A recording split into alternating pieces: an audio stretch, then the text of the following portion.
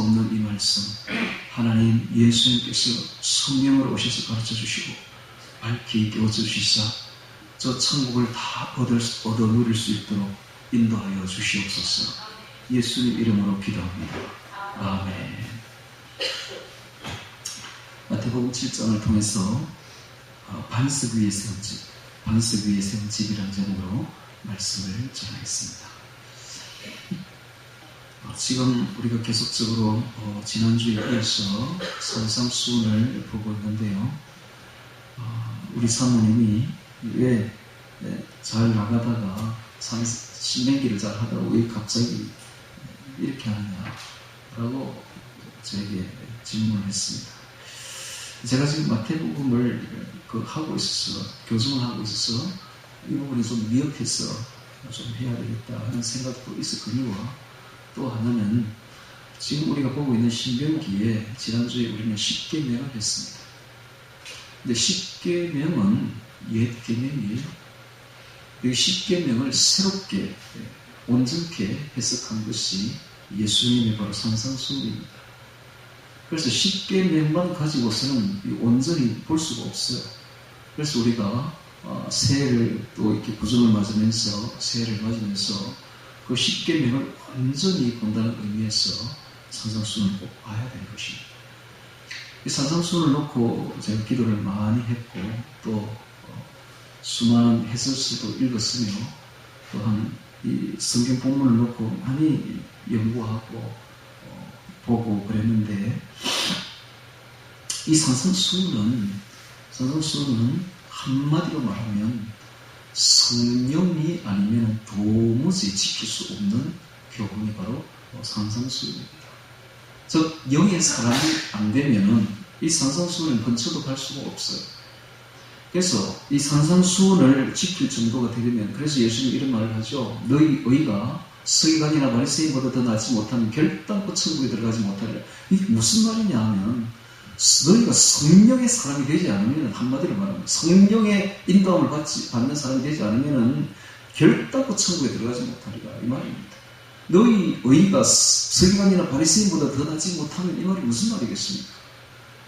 신앙생활로 말할 것 같으면 서기관이나 바리새인을 따라갈 사람이 없습니다. 그들은 일주일에 2번 금식했으며 주일 성수 11조는 말할 필요가 없고 하루에 3번 기도하는 사람들입니다.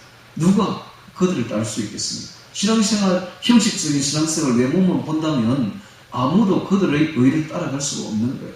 그런데 예수님이 무슨 말씀을 하시느냐 하면 너희 의가 그들보다 낫지 못하면 이라고 말했습니다. 이게 무슨 말일까요? 이게 바로 외모를 보는 것이 아니라 우리 주님은 내면을 보는데 우리 내면에 성령께서 인도함을 받는 이들을 보고 하는 말씀인 것입니다. 그래서 이 전체적인 5장부터 7장까지 기록된 산상수훈의 말씀을 한마디로 요약하면 성령의 사람이 가는 길이라 하고 규정할 수가 있는 것입니다. 자, 그런 의미에서 우리가 7장을 또 보는데요. 먼저 7장을 보기 전에 5장에 그러면 무슨 말씀이 있느냐를 잠시 한번 훑어볼 필요가 있습니다. 5장을 보면 5장의 첫 번째는 팔복이 나옵니다. 팔복의 첫 번째는 심령이 가난한 자가 나오고 있습니다. 심령이 가난한 자. 이 심령이 가난한 자, 심령이 가난한 자 지난번에 우리가 이야기를 했죠. 자신을 비운 자, 자신을 무너뜨린 자, 그리고 오직 성령으로 충만히 채운 자라고 얘기를 했습니다. 그래서 이 심령이 가난한 자로부터 시작되는 이 팔복을 주님께서 말씀하시면서 그 밑에는 보니까 빛과 소금에 대한 이야기를 하고 있습니다. 빛과 소금. 그리고 또 그 뒤에는 보면은 율법을 완전하게 하려 왔다고 주님께서 말씀을 하고 있죠. 주님께서 지금 산상수훈의 이야기가 구절에 대충 이렇습니다. 그 뒤에는 보니까 옛 계명, 즉 10계명을 재해석하고 있습니다. 10계명에 너희가 6계명에 살인하지 말라 하는 말을 들었으나 하면서 재해석하죠. 7계명에 너희가 간음하지 말라는 말을 들었으나 하면서 재해석합니다. 근데 이 재해석을 보니까 이것은 도무지 우리가 지킬 수 없는 걸 지금 말하고 있습니다. 여자를 보고, 예를 들어서 여자를 보고 음욕을 품는 자마다 마음이 가능하였느니라. 아니, 여자를 보고 음욕 품지 않은 사람이 어디 있습니까? 이렇게 되면은 죄 없는 사람이 아무도 없는 거예요. 전부 다 죄인 것입니다. 또 여기 보니까 형제에 대해서 노하지 않는 사람이 세상에 어디 있습니까? 노하는 자마다 다 지옥에 들어간다고 되어 있는데 바보라고 욕하고 하나님 모르는 자라고 무시하는 이런 죄 짓지 않은 사람이 누가 있습니까? 다 짓는단 말이에요. 근데 이걸 전부 다 살인죄로 규정하겠다 라고 말씀하십니다. 도무지 우리 힘으로는 지킬 수 없는 법을 주님께서 지금 말씀하고 있는 것입니다. 도무지 이것을 어떻게 지킬 수 있을까요? 이 산상수훈을 우리 힘으로는 도무지 안 된다는 걸 알아야 됩니다. 그래서 산상수훈을 보고 있으면 무너질 수밖에 없는 거예요. 하나님, 저는 도무지 이 산상수훈을 지킬 수 없는 사람입니다. 저는 죄인으로서 주님 앞에 무너질 수밖에 없는 거예요. 그럼 우리는 어떻게 신앙생활을 해야 될까요? 제가 초두에 이야기했듯이 이것은 우리 힘으로는 불가능합니다. 예수님이 주시는 성령이 오셔야만 가능한 이야기입니다. 그래서 우리가 성령의 사람이 되고 성령으로 살아야만 이것을 지켜낼 수가 있는 것이지 우리 인간의 힘으로는 불가능한 이야기를 주님께서 하시고 계시는 것입니다. 또 그 밑에 보면 헌맹세 하지 말라라고 말씀하시며 또 그 밑에 보면 동해보복법, 레위기스에 나오는 동해보복법에 대해서 이야기를 합니다. 즉 눈은 눈으로 이는 이로 갚으라는 말을 너희가 들었으나 하면서 재해석하기를 악한 자를 대적하지 말라 하시면서 너희가 오른편 뺨을 치거든 왼편도 되어주고 너를 송사를 해서 속옷을 빼앗아 가고자 하는 자에게는 그릇까지도 그냥 주고 너로 하여금 억지로 오리를 강제징용을 하게 하거들라 그 사람과 심리까지 동행해주고 또 너에게 구하는 자에게 주고 너에게 꼬고자 하는 자를 거절하지 말라라고 말을 하고 있습니다. 그러니까 달라면 주라는 거예요. 자, 이 정도의 법을 지킬 수 있는 사람이 세상에 있겠습니까? 오른편 뺨을 치는데 왼편을 되어준다. 속옷을 빼앗고자 하는 자에게 겉옷까지 준다. 겉옷이 한 벌이 요즘 돈으로 2천만 원입니다. 재산입니다. 네. 요즘에는 겉옷 뭐 별거 아니죠. 몇만 원 주면 사는데 옛날에 안 그래요. 이 겉옷 한 벌이 2천만 원입니다. 재산입니다. 속옷을 빼앗고자 하는 자에게 겉옷까지도 준다. 오리를 강제징용을 시키는 자에게 심리까지 동행해 준다. 이게 인간이 할 수 있는 일입니까? 이것은 불가능한 이야기. 지금 하나님은 예수님 우리에게 불가능한 이야기를 하시고 있는 거예요. 그럼 도대체 이게 무슨 말이냐는 것입니다. 이것은 성령이 아니고서는 도무지 할 수 없는 일들입니다. 성령이 오시면 가능합니다. 가능해요. 성령의 사람들이 가능한 이야기를 하고 있습니다. 그 다음에 원수를 미워하라 하는 말을 너희가 들었으면 너희 이웃을 사랑하고 레위기 19장 18절에 있죠. 너희 동족을 사랑하라 하는 말씀을 하시는데 그것을 재해석합니다. 나는 너희에게 이르노니 너희 원수를 사랑하며 라고 말하고 있습니다. 너희 핍박하는 자를 위하여 기도하라 라고 말씀하십니다.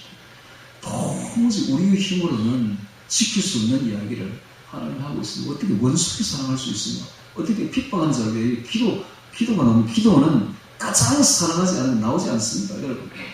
기도를 누구를 위해 기도를 한다면 그 사람을 진짜 사랑하는 거예요. 사랑이 없으면 절대 기도하지 않습니다. 기도 나오지도 않고요. 누구를 위해서 우리가 기도한다는 건 가장 사랑하는 사람이에요. 가장 사랑할 때 기도는 자연히 나오게 되어 있습니다. 그런데 핍박하는 자를 위해 기도하라? 도무지 불가능한 이야기를 예수님께서 지금 하고 계시는 것을 우리가 볼 수가 있습니다. 6장에 이제 가서는 보면 구제에 대해서 이야기를 하는데 구제할 때에 왼손이 하는 것을 오른손이 모르게 하고 엄밀하게 하라. 이렇게 구제하는 사람 있습니까? 아무도 없죠. 구제를 할 때에 보면 신문에 냅니다. 광고에 싣죠. 그래서 누가 얼마를 구제헌금을 내고 구제를 했다. 누구를 도와줬다. 하는 이야기를 신문에 내지 않습니까? 그 다음에 또 기도를 가르치는데 기도할 때는 은밀한 골방에 들어가서 문을 닫고 은밀하게 보시는 너희 하나님께만 향해서 기도하라. 그럼 은밀히 보시는 아버지께서 갚으시다 라고 말씀하고 있습니다. 당시에 이건 굉장히 충격적인, 당시로서 충격적인 이야기입니다. 당시의 바리새인들은 자신들의 기도를 열심히 하고 기도를 잘하는 사람임을 나타내기 위해서 항상 회당에 가서 사람들이 보는 앞에서 두 손을 들고 크게 소리를 내면서 기도를 했습니다.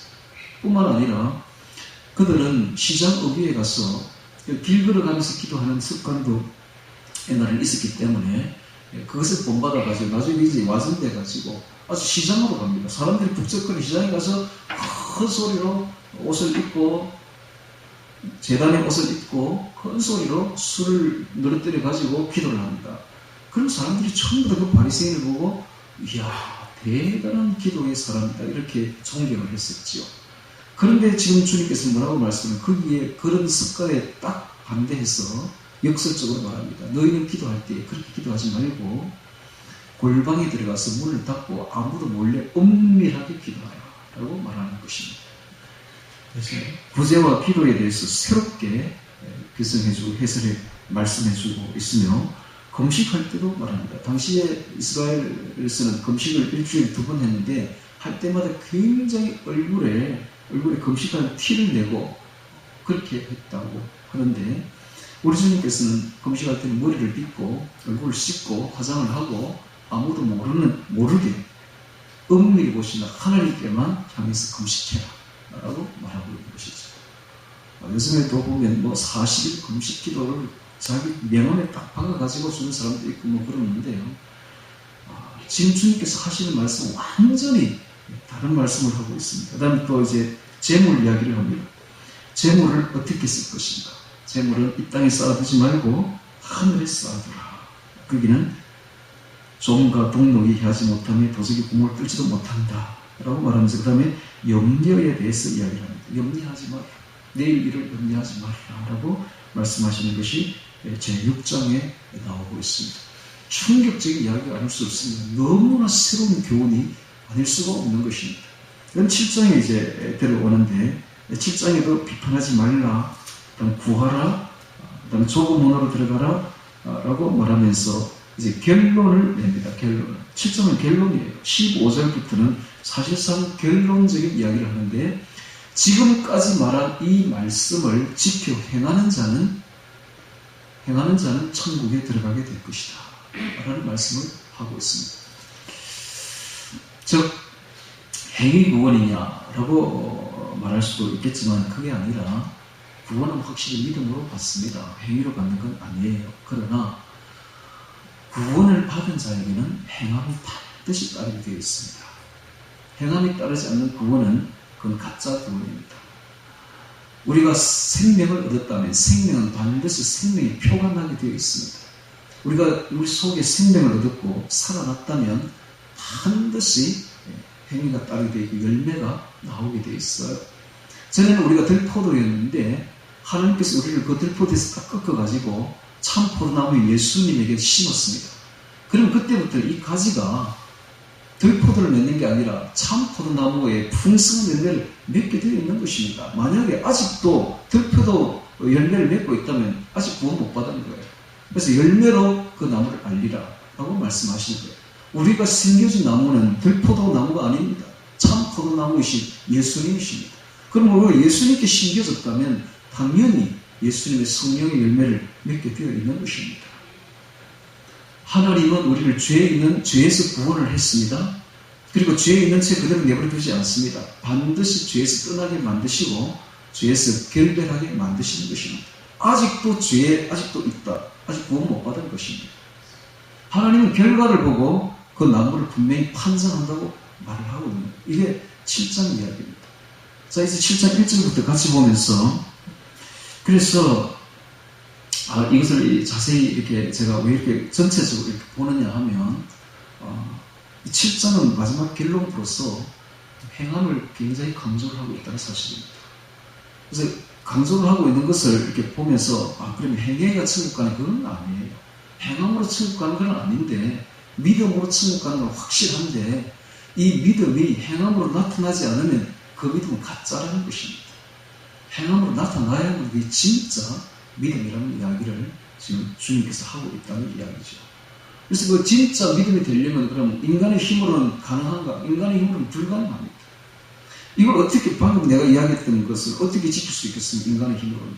도무지 지킬 수가 없는 이야기를 하는데 인간의 힘으로는 불가능하지만 주의 힘으로는 가능합니다. 그래서 하나님의 성령이 우리 안에 들어오면 이게 가능해집니다. 그 이야기를 한번 볼까요? 우리 로마서 8장 13절 한번 찾아보겠습니다. 로마서 8장 찾는 것은 중요하기 때문에 찾으라는 겁니다. 로마서 8장 13절 찾겠습니다. 로마서 8장 13절. 이 말씀은 외우시는 게 아주 좋습니다. 로마서 8장 13절 14절 제가 읽겠습니다. 너희가 육신대로 살면 반드시 죽을 것이로되 영으로서 몸의 형실을 죽이면 살리니 무릇 하나님의 영으로 인도함을 받는 그들은 곧 하나님의 아들이라. 이 말씀입니다. 너희가 육신대로 살면 반드시 죽을. 이게 무슨 말입니까? 반드시 지옥 간다. 너희가 육신대로 살아가면 반드시 지옥 간다. 그러나 영으로서 몸의 형실을 죽이면 살리는. 이게 무슨 말입니까? 성령으로 살면 몸의 형실을 죽인다. 너희 성령으로 살면 몸의 형실을 죽인다는 말은 뭡니까? 자기를 절제한다, 자기를 극복한다, 자기를 이긴다, 승리한다, 이 말입니다. 즉 성령이 오셔야만이 우리가 자기를 절제할 수 있고 자기 몸의 그 정욕을, 몸의 탐욕을, 육신의 정욕을, 물욕과 정욕과 명예욕을, 권세욕을 이겨낼 수가 있다는 이야기를 지금 하고 있습니다. 어떻게 이기는가? 이거는 성령밖에 없다. 영으로서 몸의 행실을 죽이는 살림이라고 말하고 있습니다. 이 성령께서 오시면 세 가지 역할을 하시는데, 성령이 오시면 첫 번째는 성령은 진리의 영이므로 우리를 진리로 인도하십니다. 두 번째, 성령은 비밀한 것을 밝혀냅니다. 성령은 하나님의 아주 비밀한 것까지 우리에게 세밀하게 가르쳐 주십니다. 세 번째, 성령이 오시면 몸의 행실을 죽입니다. 능히 극복하게 합니다. 자기를 극복하고 능히 자기를 절제하게 만드십니다. 성령밖에 없습니다. 성령이 없으면 절대로 우리는 절제할 수도 없고 자기를 극복할 수도 없고 이길 수가 없습니다. 계시록에 보면 7교회마다 하는 말이 이기는 자는 이런 말을 하고 있습니다. 이기는 자는 천국에 들어오리라. 이기는 자는 흰 돌을 주리라. 이기는 자는 내 보좌에 함께하리라.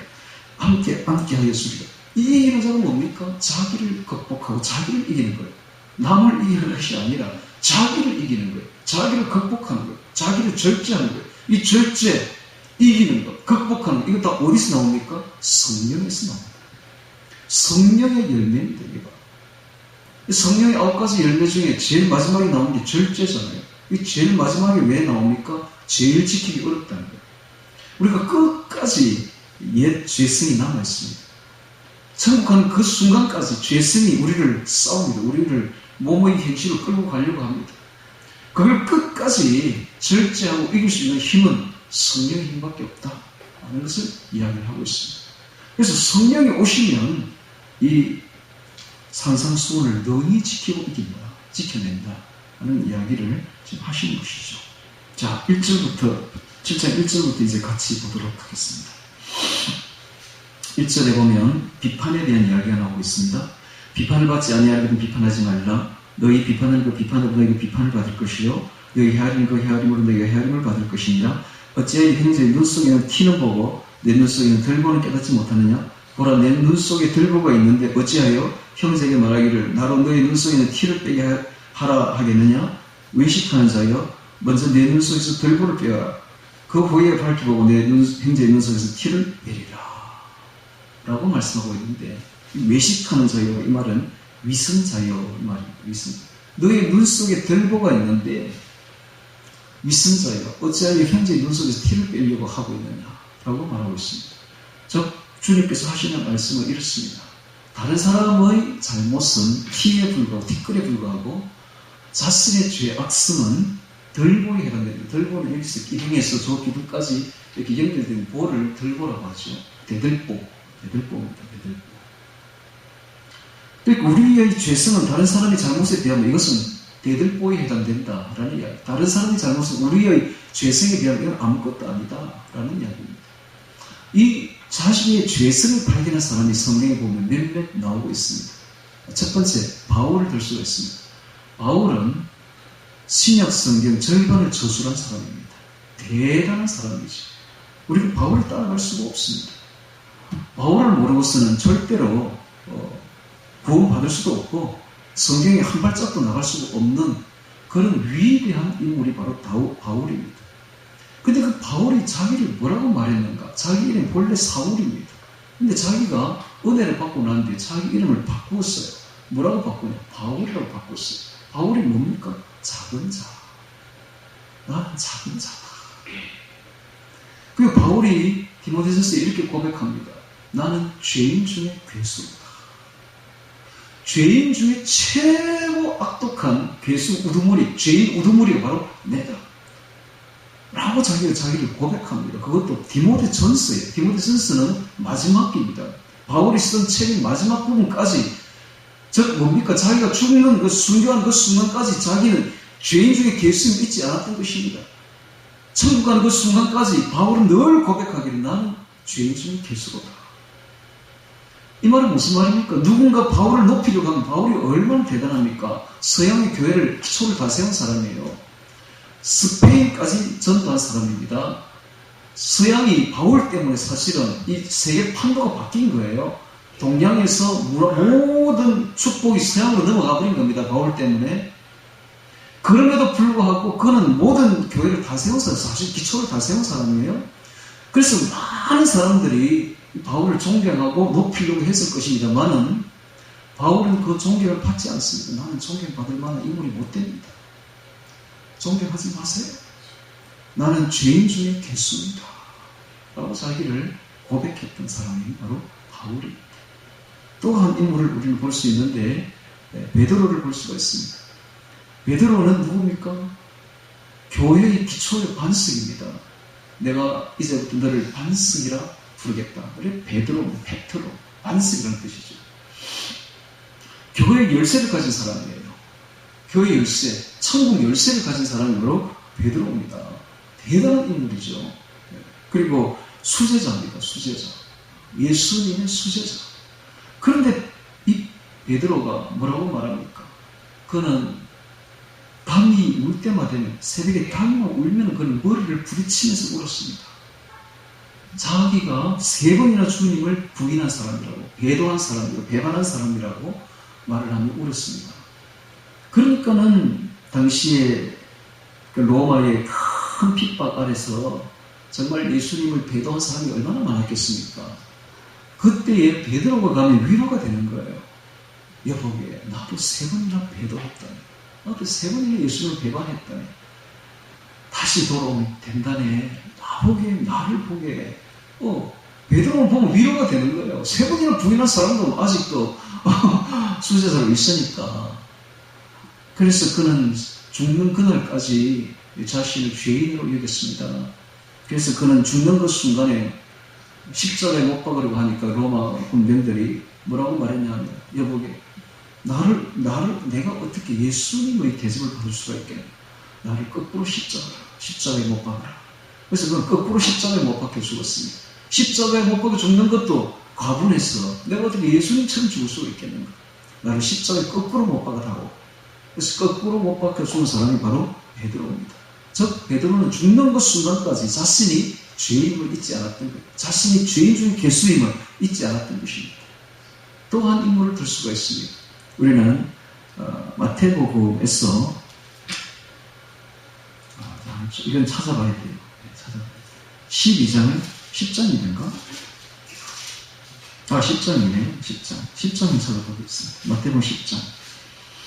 뒤에 2절에 보면 12사도의 이름이 쭉 나오는데, 12사도의 이름은 이러하니 베드로라 하는 시몬을 비롯하여 그의 형제 안드레, 세베대의 아들 야고보와 그의 형제 요한, 빌립과 바돌로메, 도마와 세리마테, 알페의 아들 야고보, 다데오, 가나안인 시몬과 및 가로 유다 그 예수를 판사라 해서 12명의 이름이 나오는데요. 그래서 맨 앞에는 보니까 베드로, 그 다음에 그의 형제 안드레, 그리고 야고보, 요한 이렇게 네 사람이 딱 나오죠. 이 사람들이 제 1분으로서 이너서클입니다. 이너서클. 자, 베드로, 안드레는 형제고 야고보, 요한도 형제입니다. 자, 이 네 사람이 이너서클이라고 해요. 자, 1분에 속합니다. 두 번째 분을 보겠습니다. 빌립과 바돌로메, 나다나엘이라고 부르는 바돌로메, 그리고 도마, 그리고 세리, 마테, 여기까지가 또 2분에 속해요. 2분. 자, 이 세리, 마테 이 부분을 이제 주목하기 바랍니다. 마태복음은 누가 썼느냐 하면 마태가 썼거든요. 원래 이름은 마태가 아니고 레위입니다. 레위입니다. 그런데 예수님께서 이 레위를 불러서 마태라고 이름을 지어주시며 그를 제자로 삼아주신 것입니다. 근데 본래 이 세리는 어떤 사람들이냐, 원래 이 사람은 이제 본래 이름은 레위고 그의 하는 일은 세관에서, 가버나움 세관에서 세리를 보고 있었습니다. 이 가버나움은 이집트로 가는 길목에 위치하고 있었기 때문에 전 세계의 길목 도상이에요. 이집트에서 남쪽 지방에서 아프리카나 이런 데서 서양으로 혹은 동양으로 오려면 꼭 거쳐야 될 곳이 가버나움이에요. 또 동양 쪽에서 대상들이 이집트로 이렇게 물건을 팔러 내려갈 때는 꼭 거쳐야 될 곳도 가버나움입니다. 가버나움은 이건 길목 중에 길목이에요. 딱 거기만 지키고 있으면 모든 대상들의 짐꾼들, 짐을 다 조사해서 세금을 매길 수가 있습니다. 그러니까는 가버나움에는 큰 도시가 있었고 가버나움에 큰 세관이 있었는데 그 세관에서 세리 일을 보고 있었던 사람이 바로 이 레위였어요. 그래서 그들은 무거운 세금을 매겼습니다.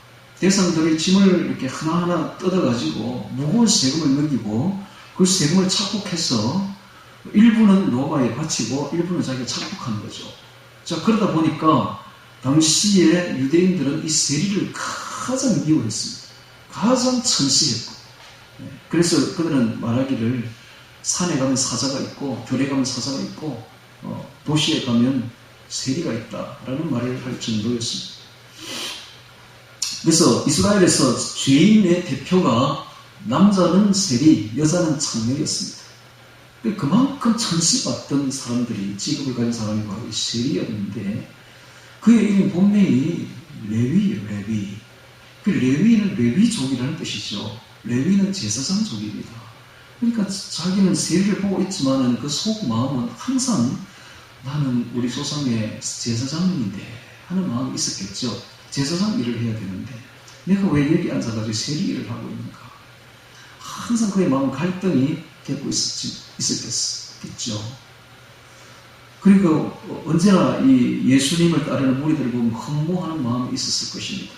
나도 저 무리에 속해서 주님을 따라갔으면, 주님의 소문을 익히 듣고 있으니까 따라갔으면 하는 마음이 있었지만은 설마 주님이 이 같은 죄인인 내한테까지 와서 제자 삼아 주시겠나 하고 생각하고 있었겠죠. 그러나 항상 주님을 연모하고 있었고 흠모하고 있었고 자신도 그 제자가 되고 싶은 마음이 있었기 분명합니다. 왜냐하면 그가 레위인이니까. 그런데 어느 날 주님이 가버나움 세관을 지나가시다가 발길을 돌이켜서 이 자기한테로 오고 있는 것처럼 보입니다. 자기는 생각하기를 설마 내한테 오겠나 라고 생각했겠죠. 그런데 똑바로 걸어오고 있는 거예요. 주 예수님이 자기한테 똑바로 걸어오고 있는 거 보입니다. 눈을 동그랗게 뜹니다. 아니, 설마 내한테 오는 건 아니겠지. 근데 주변을 이렇게 둘러봐도 별로 사람이 없는데 똑바로 자기를 쳐다보면서 오고 있는 것입니다. 그리고는 바로 앞에까지 온 거예요. 의의가 벙벙한 레위가 주님의 얼굴을 이렇게 쳐다보고 있는데 주님의 입에서 한마디 말씀이 떨어집니다. 일어나 나를 쫓아라. 이 말 한마디면 모든 거 다 집어 던지고 그냥 쫓았던 사람이 바로 레위입니다. 그때부터 그 이름이 마태가 된 거예요. 자, 그런데 그가 이제 이 레위인이었고 또 세리를 받기 때문에 세리는 굉장히 박식합니다. 당시에 박식하지 않으면 이 세금을 뜯을 수가 없죠. 그 다음에 세금을 이제 갈취했으면 이걸 또 조목조목 세목에 따라서 또 분류를 해야 되죠. 그리고 굉장히 박식한 거예요. 이 사람이 마태복음을 저술하는 데 보면은 굉장히 일목요연하게 마치 세리를 하듯이 딱 제목대로 이렇게 분류를 해놓은 걸 볼 수가 있습니다. 그래서 6대 강론을 중심으로 해서 딱 그 주제별로 이렇게 탁 모아놓은 걸 볼 수가 있습니다. 저는 사실상 4대 이 복음서 중에서 저는 마태복음을 제일 좋아해요. 개인적으로. 너무 복음서가 잘 돼 있어요. 이게 초창기에 기록되어 있기 때문에 이것을 인용한 사람들도 굉장히 많습니다. 야고보라든지 뭐 다른 선지자들 다 기록을 했었죠. 근데 이 자기가 기록한 이 마태복음의 10장에 12제자 이름을 쓸 때 자기를 뭐라고 부르느냐? 세리 마태. 이 말은 무슨 말입니까? 나는 죽을 죄인입니다. 죄인임을 잊지 않는 거예요. 나는 죽을 죄인입니다. 죽어 마땅한 죄인입니다. 저는 옛 모습이 죄인 중에 죄인입니다. 이 말입니다. 바로 세리 마태. 자, 이것을 보면 우리가 알 수가 있죠. 누가 천국에 갈 사람인지 대충 보이죠.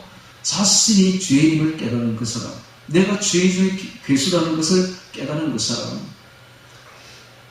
죄인임을 잊지 않는 그 사람, 죄인 의식에 있는 그 사람, 그 사람에게 은혜가 쏟아지는 것입니다. 할렐루야.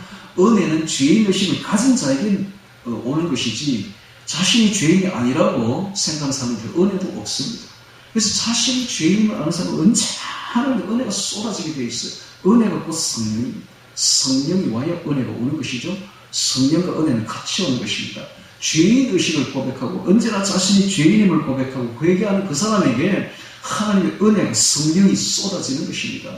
그래서 우리는 죽는 그날까지, 천국 가는 그날까지 죄인임을 잊지 말아야 되고 자신이 죄인임을 고백해야 되고 항상 회개해야 되는 것입니다. 할렐루야. 제가 이렇게 이야기를 하니까 이단 같죠? 이단. 다른 교회 가면 이단 이렇게 해요. 제가 이렇게 이야기를 하면. 아니 뭐 구원받았는데 무슨 죄인. 이제 뭐 죄인이 아니지. 안 그렇습니다. 여러분 죄인임을 잊을 사람은 은혜에서 떠난 사람들입니다. 항상 자신. 그래서 이제 7장에 봅시다. 7장 딱 보니까 이게 뭡니까? 자기 눈 속에는 들보를 깨닫는 게 뭐예요? 이게 바로 자기가 죄인임을 깨달은 사람들이에요.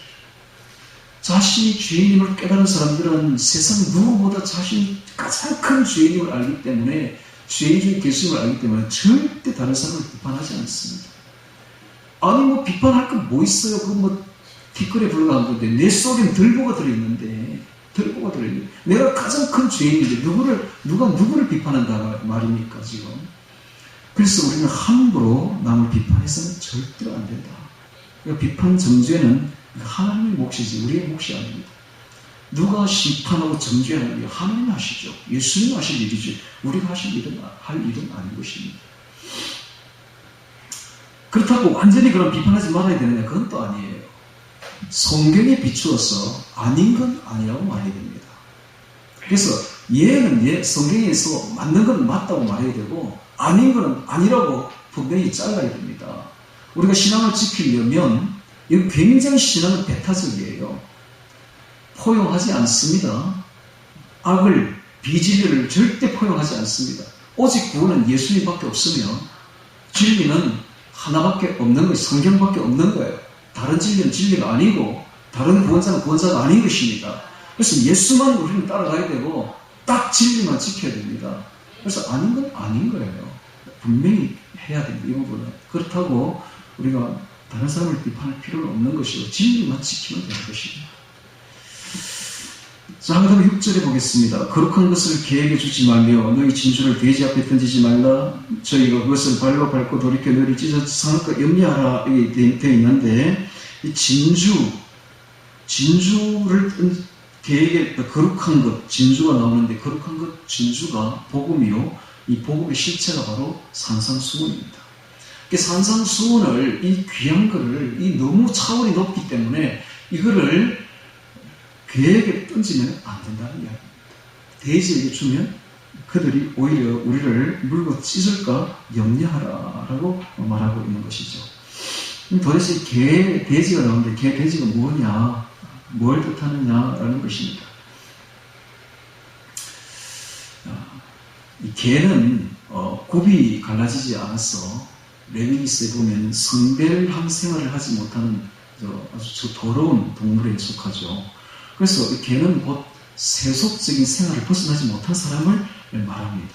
또한 개는 이렇게 돼지도 마찬가지로 책임질을 하지 못하죠.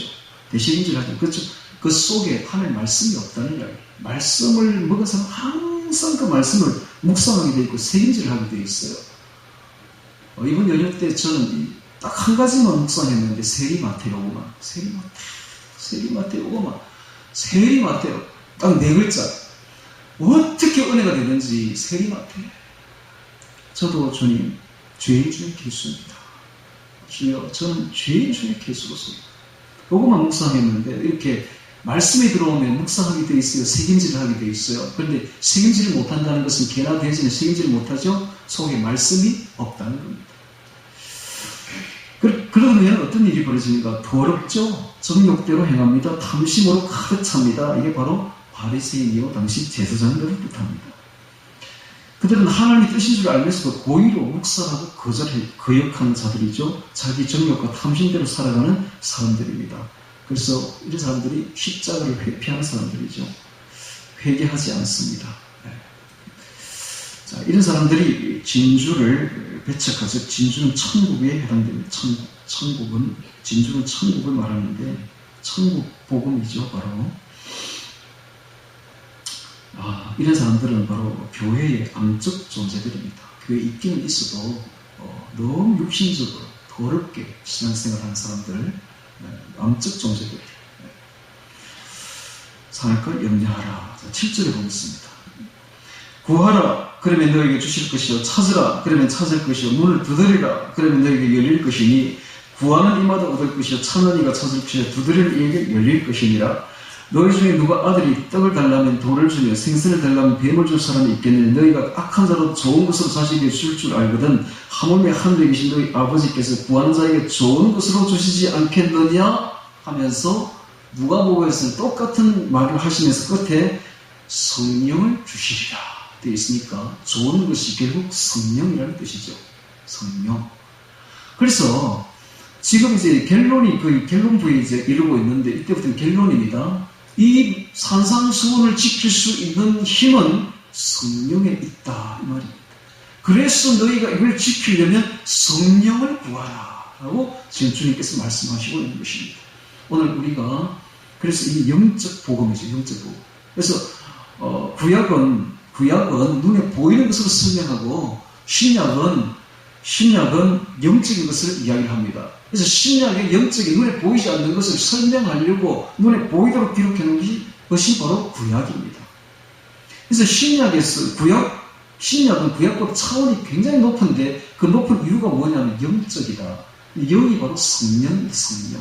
우리가 오늘 성령을 받게 되면 영의 일을 알게 되고 영적인 것을 깨닫게 되면서 아까도 이야기했듯이 성령이 오면 일단 진리로 인도합니다. 우리를 성경 진리로 인도하고 두 번째 하나님의 비밀한 것을 깨닫게 되며 세 번째 자기의 몸의 행실을 죽이게 되는 것입니다. 이게 바로 성령의 역할입니다. 오늘 우리가 성령을 받게 되면 자기의 몸의 행실을 죽이려고 부단히 노력하고 거기서 벗어난다 라는 것을 알 수가 있습니다. 그래서 오늘 우리가 이 마태복음 5장부터 7장에 기록된 산상수훈을 지킬 수 있는 힘은 어디에서 나오는가? 바로 성령에서 나온다. 이것을 알 수가 있습니다. 자, 12절에 보겠습니다. 12절은 바로 황금률이라고 일컬어지는 대목인데요. 황금률. 그러므로 무엇이든지 남에게 대접을 받고자 하는 대로 너희도 남을 대접하라. 이것이 율법이요 선지자니라. 대접받고자 하는 그대로 남을 대접하라. 그것이 바로 율법이요 선지자니라 라고 황금률을 말씀해 주고 있습니다. 이 비슷한 말이 구약시대에 유대 3대 랍비 중에 하나였던 힐렐에 의해서 이런 말이 있는데요. 너희가 받고 싶지 않은 것을 남에게 하지 말아라 라고 말했어요. 너희가 받고 싶지 않은 걸 남에게 하지 말아라. 그래서 아주 소극적이죠. 그런데 주님께서는 아주 적극적으로 말합니다. 너희가 대접받고자 하는 대로 남을 대접하라. 이것이 율법이요. 이것이 선지자. 이게 뭔 말입니까? 이게 구약 정부다. 구약 정부를 압축하면 이 말 한마디에 들어온다. 즉 너희가 대접을 받고자 하는 대로 남을 대접하라. 이 말이 무슨 말입니까? 사랑하라. 이 말입니다. 사랑하라. 그래서 이 천국 이 복음은 사랑의 복음입니다. 즉 마태복음 5장에서 7장까지 기록된 산상수훈은 주님의 사랑의 복음인 것입니다. 자, 13절에 보겠습니다. 이제 결론부입니다. 결론부. 좁은 문으로 들어가라. 멸망으로 인도하는 문은 크고 그 길이 넓어 그리로 들어가는 자가 많고 생명으로 인도하는 문은 좁고 그 길이 협착하여 찾는 이가 적음이니라. 좁은 문과 넓은 문이 나오고 있습니다. 좁은 문과 넓은 문이 나오고 있는데요. 자, 좁은 문은 생명으로 인도하고 넓은 문은 멸망으로 인도하여 하는데 놀랍게도 이 넓은 문은 찾는 이가 굉장히 많다는 겁니다. 특징이 좁은 문은 찾는 이가 아주 적다는 겁니다. 주님께서 많다고 하면 굉장히 많은 것이고 적다고 하면 굉장히 적은 겁니다. 그래서 이 말을 그대로 적용하면 같이 신앙생활을 해도 신앙생활 하는 사람 보고 하는 말입니다. 그러니까 교회를 다녀도 천국에 가는 사람은 너무 극소수고 지옥에 가는 사람은 너무나 많을 것이다 라는 이야기가 그대로 와닿죠. 그래서 가장 불쌍한 사람이 누구냐? 교회를 열심히 평생을 다녔는데 지옥에 가는 사람들이 가장 불쌍한 사람들인데 이 사람들의 숫자가 적었냐 하면 적은 게 아니라 대다수다. 대다수다. 놀라운 이야기죠. 그럼 왜 이런 일이 벌어집니까? 이건 한마디로 딱 잘라 이야기하면 넓은 문은 어떤 문인가? 성령이 없는 문입니다. 육신대로 사는 사람들. 그래서 이 사람들은 교회 생활과 세상 생활이 그렇게 구분이 안 돼요. 교회 생활도 세상 생활하는 그대로 합니다.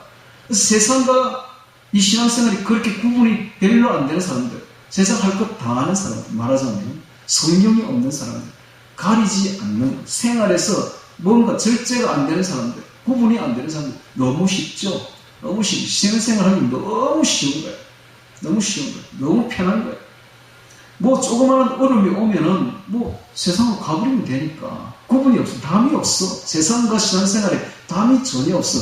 아주 넓은 문입니다. 이렇게 간 사람들이 성경에 보면 몇몇이 보여요. 첫 번째 롯이 소돔을 딱 보니까 이건 에덴 동산 같아. 너무 좋아. 그래서 자신이 육신에 보기에 좋은 대로 갑니다. 이게 바로 넓은 문이에요. 넓은. 반면에 아브라함이 택한 들은 너무나 비가 안 오면 메마른 땅, 비 안 주면 완전히 곡식이 자라지 않는 척박한 땅. 그러나 소돔은 물이 넉넉하여서 언제나 풍성한 땅. 예, 그렇게 구분이 되죠. 롯처럼 가는 사람들이 있습니다. 발람처럼, 롯처럼 육신의 정욕대로 자기 하고 싶은 대로. 왜 그렇습니까? 성령이 없었어요. 성령이 없었어요. 오늘 성령을 우리가 받게 되면 반드시 자기를 절제합니다. 절제하고 좁은 길로 걸어갑니다. 이 좁은 길은 바로 십자가의 길이죠. 그래서 예수님께서는 제자들이 말하기를 너희가 나를 따라오려거든 자기를 부인하고 자기를 절제하고 자기를 부인하고 자기를 부정하고 가난한 심령이 되어서 자기를 내려놓고 자기 십자가를 지고 나를 쫓을 것입니다. 그래서 주님의 가는 길은 십자가의 길이에요. 고난의 길이에요. 이거는 정말로 어려운 길이에요. 그리고 여기는 협착하여 되어 있죠. 협착하다는 말을 자세히 풀어보면 이게 방해한다, 밀어낸다라는 뜻이 있습니다. 그래서 이 길을 가면은 수많은 방해가 있고 이 길은 수많이 밀려나가는 사람들이 밀어내는 그런 길이다 하는 걸 알 수가 있습니다. 그래서 이 길은 아무나 가는 길이 아닙니다. 너무나 많은 방해가 많고 너무나 많은 사람들이 배척하는 그런 길이다 하는 것을 알 수가 있습니다. 그래서 이 길을 가는 게 너무나 극소수입니다. 너무나 극소수. 자, 이것을 오늘날의 현상으로 한번 비추어 볼까요? 자, 오늘날에는 지금 WCC로 대표되는 종교다원주의가 득세하고 있으며 여기에 우리나라 교회 절반 이상이 지금 포함되어 있습니다. 그 다음에 WEA로 대표되는 포용주의는 WCC까지 포용해버립니다. 세상 모든 걸 다 포용해버립니다. 이 포용주의 WEA 여기에 나머지 교단들이 다 포함 다 되어 있습니다. 그러니까 우리나라 교회의 거의 100%가 WCC, WEA에 처음 휩쓸려 가버린 거예요. 그럼 이 WEA 포용주의, WCC 종교다원주의, 이것은 뭐 하는 거냐? 이것 바로 예수님과 배도한 교회들입니다. 배도. 예수님과 등을 친 거죠, 완전히. 예수님의 그 좁은 길, 좁은 길이 뭡니까? 진리, 성경 진리, 그리고 오직 예수님만이 구원자다 하는 이 진리 위에 서 있지 않는 것이죠. 세상이 좋아가지고 바람난 교회들입니다, 완전히. 가톨릭하고 완전히 손잡아서 바람난 교회들이 바로 WEA, WCC야. 여기에 다 포함 다 됐다, 지금. 그러니까는 딱 맞는 말이죠. 네. 나중에 보십시오. 심판 때에 거의 대부분의 사람들이 전부 다 이쪽 넓은 문에 서 있는 것을 볼 수가 있을 것입니다.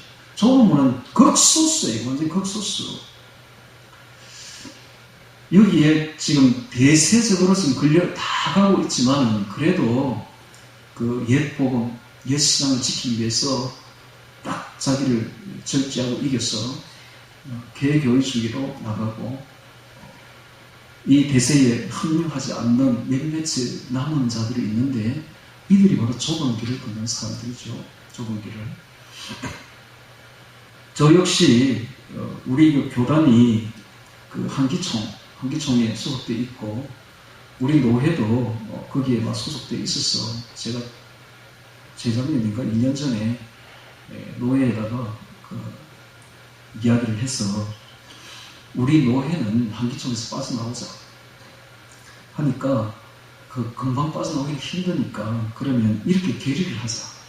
만약에 한기총이 또다시 WEA 가입한다면 우리는 두말 없이 빠져나온다.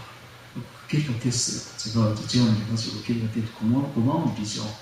그리고 또 제가 우리 총회에다가 또 이야기를 해서 한기총이 WEA로 계속 고집한다면 우리 총회만이라도 빠져나오자 라고 이야기를 한 상태입니다. 그런데 그걸 이제 계속 하려고 하다가 갑자기 정광훈 목사님이 WEA에서 빠져나온다 한기총이라는 말을 하는 바람에 주춤했는데 그래요. 정광훈 목사님이 있는 동안에는 괜찮겠지만 그분이 언제나 한기총 회장이 한다는 말은 없으니까 또 회장이 바뀌면 또 돌아갈 거예요. 틀림없이 옛날 모습으로. 그러면 우리 총회만 이렇게 빠져나오자라고 제가 지금 주장하고 있기 때문에 빠져나올 우리 사람들 다 좋아요. 만나고 목사님들 다 한기 WEA도 몰라 뭔지도 몰라 WCC도 뭔지 잘 몰라요. 이 사람들이 그냥 예수님이 좋아서 다 모이 참 좋은 사람들이라. 그런데 지도층에서 이렇게 끌고 나간단 말입니다. 이게 뭡니까? 소경을 인도하는 둘 다 구덩이에 빠지는 거예요. 이게 무서운 게요. 그걸 끌고 가면 자녀들까지 다 죽습니다. 그 끌려가는 사람 다 죽는다고요. 목사가 한 교회를 그렇게 이끌어 가버리면 거기에 있는 교인들 다 죽어버립니다. 이게 무서운 거예요. 즉 이게 어떻게 이제 설명할 수 있냐면 국가를 보면 대통령 한 놈이 잘못되어 버리면 국가 전체가 망해버립니다. 제 말 좀 심합니까? 그렇게 할 수밖에 없는 거예요. 근데 대통령이 좋은 사람을 다 앉혀 놓으면 국가가 삽니다. 이승만, 박정희 같은 이런 위대한 분들이 우리나라를 딱 이끄니까 나라가 살았잖아요. 완전히. 우리나라 이승만 대통령이 없었으면 반드시 공산주의 되었을 것입니다. 박정희 대통령이 없었으면 지금도 기아선상에서 거들고 있을 것입니다. 근데 두 분이 걸출한 분들이 딱 나라를 이끄니까 그 두 사람 때문에 대한민국이 이렇게 살아난 거예요. 그런데 또 한 놈이 잘못되어 버리면 지도자 한 놈 때문에 우리나라가 또 팍싹 망하는 거예요. 지금 베네수엘라로 가고 있잖아요. 지금 이와 같이 교회도 똑같다. 지도자 한 사람이 잘못되어 버리면 교인 전체가 지옥으로 들어간다. 이걸 알 수가 있습니다. 그래서 굉장히 이 좁은 문, 이거 요즘 대세에 굉장히 어울리는 말이죠. 그래서 남들이 간다고 다 좋은 길이 아닙니다. 우리는 성경대로 좁은 길로 걸어가야 될 것입니다. 자, 이것도 성령에 보면 알 수가 있어요. 왜 그런 사람들이 넓은 길로 가는가? 성령이 없었어요. 성령이 없었어요. 성령만 받으면 다 알 수가 있어요. 어떤 길이 좁은 길인지 어떤 길이 넓은 길인지 다 성령께서 가르쳐 주십니다. 그리고 성령을 받으면 우리는 기뻐하고 즐거워함으로 좁은 길을 갑니다. 네. 경건히 살고자 하는 자는 핍박을 받으리라. 반드시 핍박이 있어야 이게 옳은 길이에요. 핍박이 없으면 뭔가 지금 신앙생활 잘못된 길입니다. 우리가 옳은 길, 바른 길로 걸어가면 반드시 외부에서 핍박이 들어오게 되어 있고 이단 소리 듣게 되어 있습니다. 이단 소리 들어야 돼요. 왜냐하면 대부분 다 넓은 길로 가니까 왜 너만 그쪽으로 가고 있느냐라고 이야기를 하죠. 자, 15절 또 보겠습니다. 15절, 13절부터 계속 결론 지금 이야기를 하고 있죠. 즉 지금까지 이야기한 것을 지키는 사람들이 좁은 길로 걸어가는 사람들이요. 지금까지 이야기한 이 산상수훈을 지키지 않는 사람들이 넓은 길로 걸어가는 사람들이다. 이 말입니다. 15절에 봅니다. 거짓 선지자들을 삼가라. 양의 옷을 입고 너에게 나오나 속에는 노략질하는 일이라. 그의 열매로 그들을 알지니 가시나무에서 포도를 또는 엉겅퀴에서 무화과를 따겠느냐. 자, 거짓 선지자에 대해서 이야기를 하고 있습니다. 거짓 선지자는 오늘날 목사들입니다. 목사 중에 거짓 선지자가 있다는 이야기죠. 거짓 선지자는 누구냐 하는 것입니다. 성령 안 받은 목사입니다. 성령 없는 목사가 거짓 목사입니다. 거짓 선지자입니다. 그래서 성령으로 가르치는 사람은 완전히 차이가 납니다. 그 성령 없는 사람이 가르치는 것과 성령으로 가르치는 사람의 그 가르침은 마치 겨와 밀처럼 그렇게 차이가 난다고 확실하게 차이가 납니다. 그래서 이 거짓 선지자들은 뭘 하느냐 마치 이리와 같습니다. 양의 떼를 노략질하는 뭡니까? 잡아먹는다, 빼앗아간다. 뭘 빼앗아가? 우리 영혼을 노략질하고 빼앗아가려고 오는 자들이 바로 거짓 선지자들이다. 이걸 알 수가 있습니다. 당시 소아시아에서는 실제로 이런 일이 많았다고 해요. 이 이리가 머리가 얼마나 좋으냐 하면 양의 가죽을 이렇게 뒤집어 쓰고 양처럼 꾸며가지고 그렇게 양 떼 속으로 들어옵니다. 들어와가지고는 하루 저녁에 300마리씩 잡아먹고 죽인대요. 마찬가지로 거짓 선지자 하나가 교회에 잠입해 잘못 들어오면 양떼들 다 죽습니다. 이 성령 안 받은 자가 들어와서 성령 안 받은 뭡니까? 자기 육신의 배만 불리려고 한다고. 이 싹군 목자거든요. 그리고 양에 대해서 관심이 없어요. 아예 그 양이 죽는 데에서는 아예 관심이 없고 자기 배만 불리고 자기 명예만 높이고 자기 권세만 채우려는 그런 자들이 있다. 이게 바로 싹군 목자다라는 사실이죠. 노략질하는 일이라. 그런데 이걸 판별하는 방법이 그의 열매로 그들을 알지니, 즉 그의 인격과 삶을 보면 알 수가 있다라고 주님께서 말씀하십니다. 즉 그의 나타나는 인격과 그의 삶을 보면 분명히 알 수가 있다라고 주님께서 말씀하십니다. 그래서 하시는 말씀이 가시나무에서 어떻게 포도가 열리겠느냐, 엉겅퀴에서 무화과를 따겠느냐. 이와 같이 좋은 나무마다 아름다운 열매를 맺고 못된 나무가 나쁜 열매를 맺나니 좋은 나무가 나쁜 열매를 맺을 수 없고 못된 나무가 아름다운 열매를 맺을 수 없느니라. 그렇습니다. 열매를 보면 그 나무를 알 수가 있습니다. 우리에게 맺히는 열매가 성령의 열매가 맺힌다는 것은 성령의 사람이요, 육신의 열매가 맺힌다는 것은 육신의 사람인 것입니다. 열매를 보면 충분히 알 수가 있는 것입니다. 19절에 아름다운 열매를 맺지 아니하는 나무마다 찍혀서 불에 던지느니라. 즉 지옥불에 들어간다. 이러므로 그의 열매로 그들을 알리라. 나더러 주여 주여 하는 자마다 천국에 다 들어갈 것이 아니요 다만 하늘에 계신 내 아버지의 뜻대로 행하는 자라야 들어가리라. 자, 지금부터 결론부를 계속 이야기를 하고 있는데요. 이 아버지의 뜻대로 행하는 자는 어떤 사람들인가? 마태복음 5장부터 7장에 기록된 산상수훈을 그대로 행하는 자가 바로 아버지의 뜻대로 행하는 자입니다. 그러니까 주여 주여 한다고 즉 입으로만 주여 주여 한다고 다 천국에 들어가는 것이 아니다 라고 말하는데, 이 주여 주여 하는 자들은 어떤 사람들인가? 바로 가라지들입니다. 가라지들. 알곡과 가라지가 쫙 구분되는 것이죠. 언제? 심판 때. 이 심판이 오기 전에는 가라지인 줄 잘 모릅니다. 인간의 힘으로는, 인간의 눈으로는 이 구분하기 불가능합니다. 너무 똑같아요. 곡식하고. 생긴 것도 똑같고. 곡식 열매가 맺히기 전에는 절대로 모릅니다. 저게 핀지, 저게 진짜 곡식인지 잘 모른다고. 비슷하니까. 그런데 이게 딱 심판 때가 되면, 즉, 곡식을 거두는 때가 되면 확실하게 구분이 되어버리죠. 마찬가지로 나더러 주여 주여 하는 자마다 천국에 다 들어갈 것이 아니요 다만 하늘에 계신 내 아버지의 뜻대로 행하는 자라에 들어가리라. 그래서 행함이 굉장히 중요하다. 지금 행함을 강조를 하고 있는데요. 행한다고 천국 가는 건 아닙니다. 믿음으로 천국 갑니다. 그러나 참 믿음이 들어오면 반드시 행함이 따르게 되어 있다. 행함이라는 열매가 나타나게 되어 있다. 그 이야기를 지금 하고 있는 거예요. 그래서 하나님은 행함으로 그 믿음을 판별해 보겠다라는 이야기입니다. 그래서 오늘 우리가 행함이 얼마나 중요한지 모릅니다. 오늘 우리가 믿었다면 믿음의 열매가 나타나야 돼요. 즉 회개했다면 회개의 열매가 나타나야 되는 것입니다.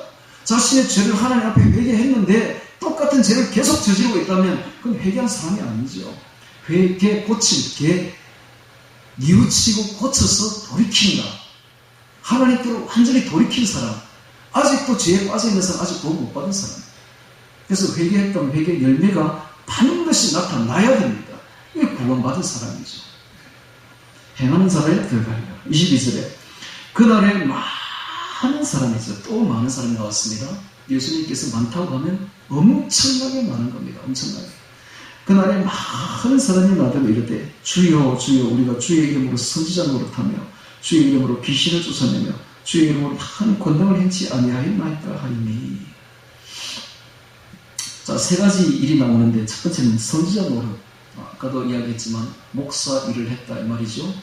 거짓 목사다 이 말이죠. 두 번째는 귀신을 쫓아내며 불분명한 일을 했다고, 불명확한 일을 했다고 구원받는 건 절대로 아닙니다. 귀신 얼마든지 쫓겨나갈 수 있어요. 그런데 그렇다고 구원받는 거 아닙니다. 세 번째, 많은 권능을, 즉 이적을, 기사를 행했다. 이적, 기사, 사탄도 얼마든지 행합니다.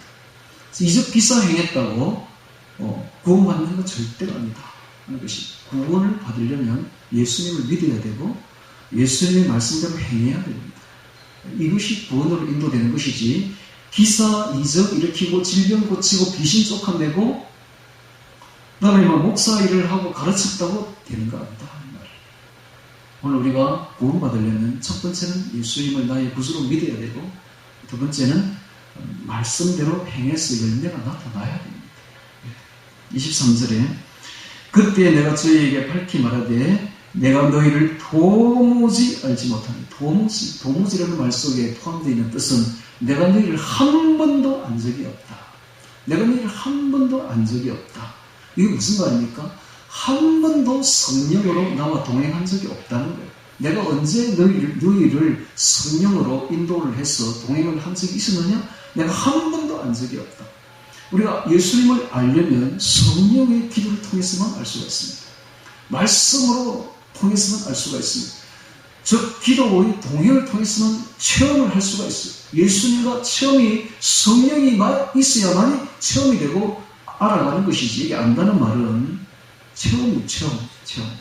그 체험은 성령으로 주거니 받거니 성령의 기도를 통해서만이 예수님을 아는 것이죠. 그런데 예수님이 뭐라고 말하는 거예요? 내가 너희를 한 번도 안 적이 없대. 즉 한 번도 동행해 본 적도 없고 한 번도 성령으로 주거니 받거니 교제의 기도를 해본 적이 없다는 거예요. 즉 예수님이 한 번도 너희와 함께 한 적이 없는데 이 말입니다. 도무지 알지 못하니 불법을 행하는 자들은 내게서 떠나가라 하리라. 불법, 죄를 행하는 자는 불법을 행하나니 죄는 곧 불법이니라. 요한일서 3장 4절. 그래서 불법은 죄입니다. 죄를 행하는 자, 죄악을 행하는 자들.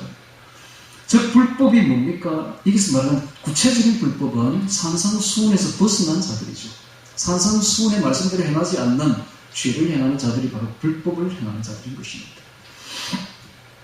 불법을 행하는 자들아, 즉 산상수훈은 하나님의 사랑의 법입니다. 사랑의 복음이죠. 이 사랑의 복음, 사랑의 율법에서 벗어난 자들, 불법을 행하는 자들. 불법을 행하는 자들아 내게서 떠나가라 하리라. 그러므로 누구든지 나의 이 말을 듣고 행하는 자는 그 집을 반석 위에 지은 지혜로운 사람 같으니 비가 내리고 천수가 나고 바람이 불어 그 집에 부딪히되 무너지지 않으니 이런 주초를 반석 위에 놓은 연고요. 여기 비, 천수, 바람이 환난, 시험, 핍박, 박해, 어려움, 뭐 이런 것이죠. 신앙생활을 하다가 어려움이, 큰 어려움이 우리에게 탁 닥쳐오면은 그 신앙의 집이 그냥 완전히 깨어지는 사람들이 있는데 왜 일이 벌어지는가? 그런 사실입니다. 이것은 자신의 신앙을 검으로, 언어로, 고석으로 짓지 않았기 때문에 이런 일이 벌어지는 것입니다. 검이 뭡니까? 연단된 신앙이에요. 연단된 믿음. 언도 마찬가지로 연단된 믿음입니다. 보석은 하나님의 말씀입니다.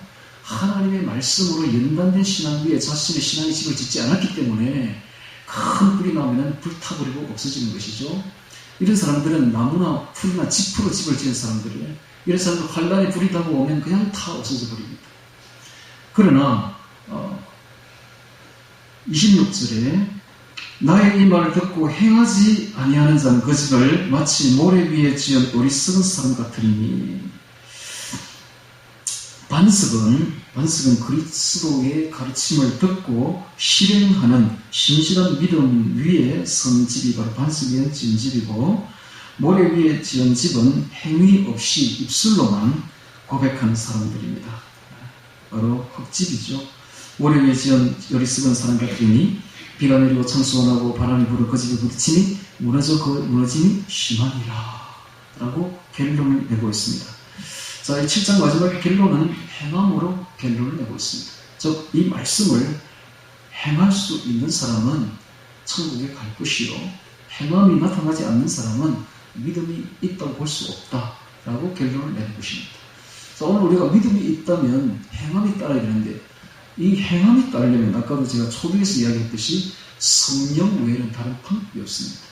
이는 사람의 힘으로 능으로 되지 아니하고 오직 하나님의 신으로 되느니라.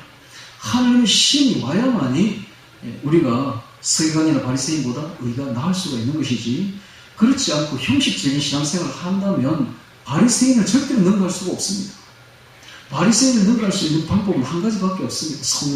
성령이 충만할 때, 성령으로 행할 때, 성령으로 자기의 육신을 죽일 때, 육신의 행실을 죽일 때, 그때 비로소 영의 사람이 되는 것이요, 그때 비로소 바리새인보다 나은 의를 가진 사람이 되는 것이요, 그때 비로소 행함이 있는 참 믿음을 가진 사람이 되는 것이죠. 자, 28절 보니까 예수께서 이 말씀을 마치심에 무리들이 이거 가르치시면 놀래니. 얼마나 충격을 받았든지 폐부를 찔러서 신선하고 강력한 충격을 받았다, 이런 뜻입니다. 놀래니, 충격적이니.